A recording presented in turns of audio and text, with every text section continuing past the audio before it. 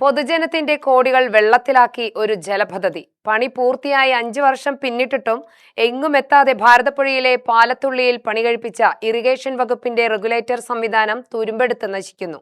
സമീപവാസികളുടെ ജലക്ഷാമത്തിനും ഗതാഗത പ്രശ്നത്തിനും പരിഹാരം ലക്ഷ്യമിട്ട് വിഭാവനം ചെയ്ത പദ്ധതി പാതി വഴിയിലാണിന്നും.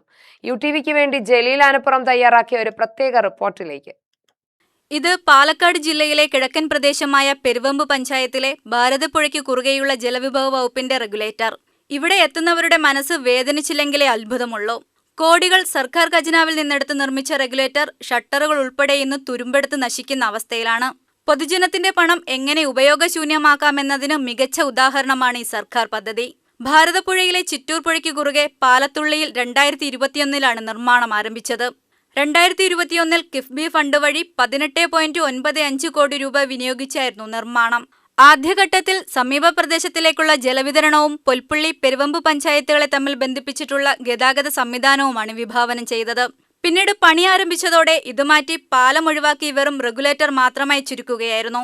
പുഴയുടെ ഇരുവശങ്ങളിലും കോൺക്രീറ്റ് മതിൽ പണിത് സമീപവാസികൾക്ക് പ്രയോജനപ്പെടുന്ന വിധത്തിൽ ഷട്ടറുകൾ താഴ്ത്തി വെള്ളം കെട്ടി നിർത്താമെന്നതാണ് പദ്ധതി.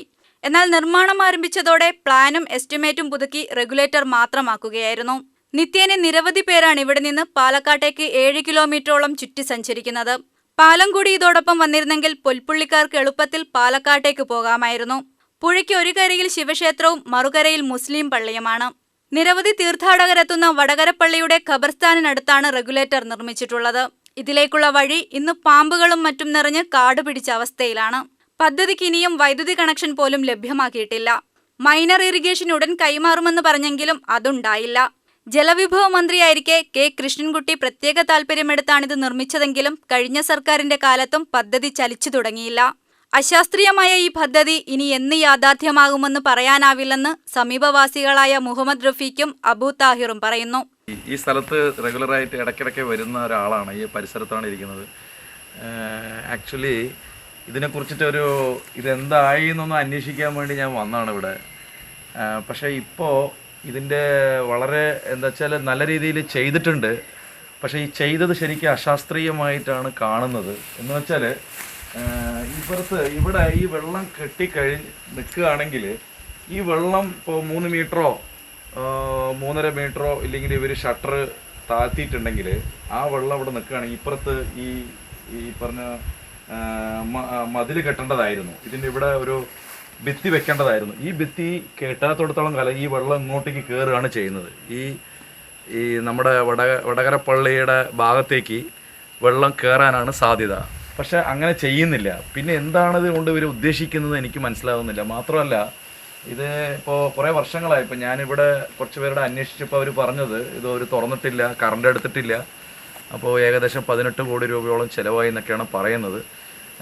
പക്ഷേ വളരെ ശോച്യാവസ്ഥയിലാണ് കിടക്കുന്നത്. ചില ഭാഗത്ത് തുരുമ്പ് പിടിച്ചിട്ടുണ്ട്, മെയിൻറ്റെയിൻ ഒന്നും ചെയ്തിട്ടില്ല. അപ്പോൾ ഈ ബന്ധപ്പെട്ട അധികാരികൾ ഇതിന് എത്രയും പെട്ടെന്ന് ഇതിനെ വേണ്ട നടപടി എടുക്കണമെന്നാണ് നാട്ടുകാരും ഞാനും ആവശ്യപ്പെടുന്നത്. ഇത് കിടക്കാൻ തുടങ്ങി കുറേ വർഷങ്ങളായി. നടക്കാനുള്ള പാതയാണ് ജനങ്ങൾ അങ്ങോട്ട് നടക്കുകയും ചെയ്യായിരുന്നു. ഇപ്പോൾ വടകര പള്ളിക്കൊക്കെ വരികയാണെങ്കിൽ എത്ര കിലോമീറ്റർ ചുറ്റിത്തിരിഞ്ഞ് വരുന്നത്.